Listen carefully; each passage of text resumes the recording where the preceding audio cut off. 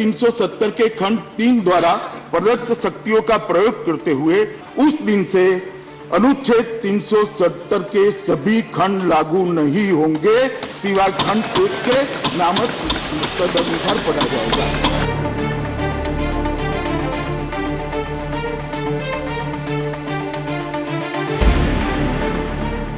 नमस्कार, मैं नियाज खान और आप देख रहे हैं एनएमएफ न्यूज। कश्मीर से अनुच्छेद 370 हटाए जाने के बाद मोदी सरकार ने यह दावा किया था कि घाटी के हालात बेहतर होंगे, लेकिन जिस तरह से पिछले कुछ महीनों से घाटी में लगातार बंदूकें गरज रही हैं और हिंदुओं को निशाना बनाया जा रहा है, उसने मोदी सरकार पर एक बार फिर सवाल खड़ा कर दिया है। मंगलवार को ही जिस तरह से कश्मीर में 36 साल के रजनी बाला को आतंकवादियों ने गोली मारकर हत्या कर दी, उसके बाद तो मानो कवि कुमार विश्वास का भी खून खौल उठा।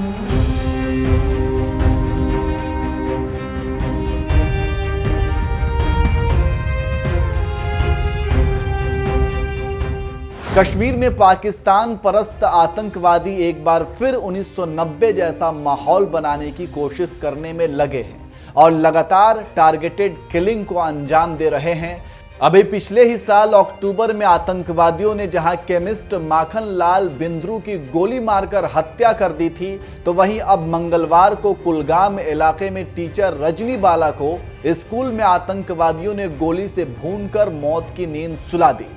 एक तरफ जहां घाटी में लगातार हिंदुओं की हत्याएं हो रही हैं, तो वहीं जम्मू कश्मीर के उपराज्यपाल मनोज सिन्हा बयान दे रहे हैं कि स्कूल की शिक्षिका रजनी बाला पर आतंकी हमला सबसे निंदनीय कृत्य है। लोक संतप्त परिवार के प्रति मेरी गहरी संवेदना है। कायरतापूर्ण हमले के लिए आतंकवादियों और उनके हमदर्दों को ऐसा जवाब दिया जाएगा जिसे वो कभी नहीं भूलेंगे। उपराज्यपाल मनोज सिन्हा ने टीचर रजनी बाला की हत्या की निंदा की, तो उनकी ये निंदा कवि कुमार विश्वास को रास नहीं आई। उन्होंने उपराज्यपाल मनोज सिन्हा के इस बयान पर तीखी प्रतिक्रिया देते हुए लिखा, ये ड्राफ्ट में सुरक्षित रखा ट्वीट हर बार मत कॉपी पेस्ट करिए महामहिम। सेना, प्रशासन, केंद्र, राज्य, अर्धसैनिक बल सब तो आपके पास है। ढूंढ ढूंढ कर तो सजा देना सुनिश्चित करिए कि इनके सरहद पार बैठे फूफाओं और देश में जमे जीजाओं दोनों की रूह कांप जाए। जनमत मिला है तो अब जनमत समझिए प्रभु।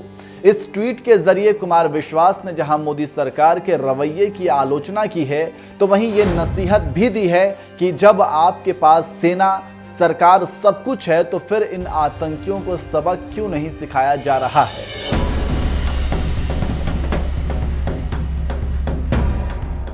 कुमार विश्वास के इस ट्वीट का समर्थन करते हुए ट्विटर यूजर जया दीक्षित ने कहा, बिल्कुल अब भी केवल निंदा, लेकिन कब तक? अब तो खून खौल जाना चाहिए। इन सब को इनकी औकात दिखा देनी चाहिए, अब नहीं तो कब। फूफाओं और जीजाओं को तो उनका पूरा शगुन मिलना चाहिए, जिससे उनकी स्वार्थी आत्मा अंदर तक हिल जाए। विवेक मिश्रा नाम के ट्विटर यूजर ने लिखा, काश हम इजराइल जैसे एटीट्यूड रख पाते। ट्विटर यूजर मनोज शर्मा ने लिखा, कवि जी की बात सत्य है, कब तक लोग मरते रहेंगे? किसी के मरने पर बस शोक व्यक्त करने से मरने वाले परिवार का दुख कम नहीं होता है। लोगों को सुरक्षा देना सरकार का काम है, कुछ बड़ा कीजिए जिससे लोगों की जान बचे। ये तमाम ट्वीट बता रहे हैं कि सरकार की ओर से आ रही निंदा पर जिस तरह से कुमार विश्वास का गुस्सा भड़का है, उसी तरह का गुस्सा देश की तमाम जनता में भी देखने को मिल रहा है। जिस तरह से घाटी में हत्याएं हो रही हैं, उसे देखकर अब लोगों को मोदी सरकार से कुछ बड़े एक्शन की मांग की जा रही है, जिससे घाटी में मौजूद पाकिस्तान परस्त आकाओं और उनके चेलों को जहन्नुम में भेजा जा सके।